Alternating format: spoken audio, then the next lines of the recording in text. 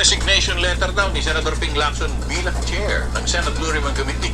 Natanggap na ni Senate President Tito Soto. At ito, balitang kuberaan sigurado mula sa Senado, hatid ni Radyo Patrol Robert Maro. Kayo, Robert!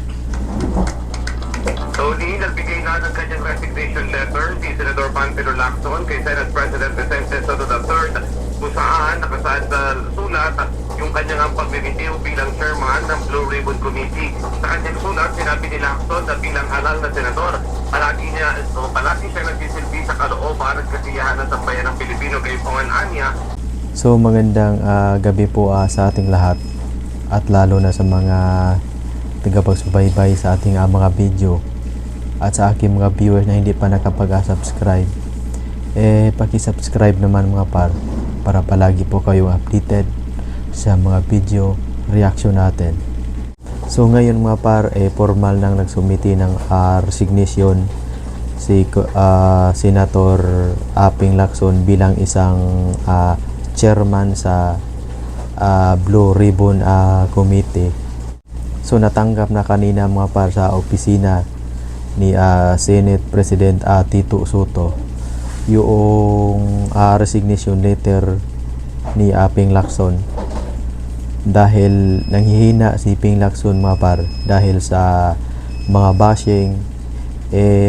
Nakatanggap siya ng maraming bash, so hindi rin nagustuhan ng kanyang mga kasamahan doon sa Senado yung investigasyon sa flood control project, kasi biglang humina, parang may tinatakpan si Ping Lacson. So hindi na niya kinaya, so nagbitiw sa pwesto. So may video po tayo mga Resignation letter daw ni Senator Ping Lacson bilang chair ng Senate Blue Ribbon Committee. Natanggap na ni Senate President Tito Soto. At ito, balitang kuberaan sigurado mula sa Senado, hatid ni Radyo Patrol Robert Maro. Kayo, Robert! Tony, nagbigay na ng kanyang resignation letter si Senador Panfilo Lacson kay Senate President Vicente Soto III, kung saan nakasaad sa sulat yung kanyang pagbibitiw bilang chairman ng Blue Ribbon Committee. Sa kanyang sulat, sinabi ni Lacson na bilang halal na senador, palagi siya nagsisilbi sa kalooban at kasiyahan ng sambayan ng Pilipino kay Pongan Anya. Ang kanyang pagkakakalam bilang chairperson ng komite ay nakabatay sa tiwala at suporta ng kanyang mga kasamahan sa Senado. At sabi niya, doon sa kasagsagan ng investigasyon sa anomalya hinggil sa mga flood control project, ilang senador ang nagpahayag ng pagkadismaya sa direksyon ng investigasyon ng Blue Ribbon Committee.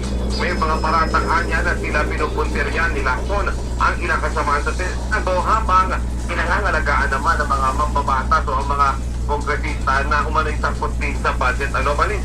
Maraming itinanggi ito ni Lacson at sinabing walang katotohanan ang mga paratang at digiliin niya na sinusundan lamang niya kung saan nagpupunta ang ebidensya at hindi siya nagpapadala sa ingay ng politika. Idiniintin ng mambabatas na walang halong politikal na interes ang kanyang mga hakbang at hindi na siya naghahangad ng anumang posisyon politikal pagkatapos ng kanyang termino sa 2031. Samantala, dahil dyan na inaasahan naman na magtatalaga ng bagong chairperson ang Senado sa mga susunod na araw upang ipagpatuloy naman ang investigasyon ng Senate Blue Ribbon Committee hinggil sa flood control project. Yan ang balitang kumpirmado. Siguro. So ngayon mga formal ng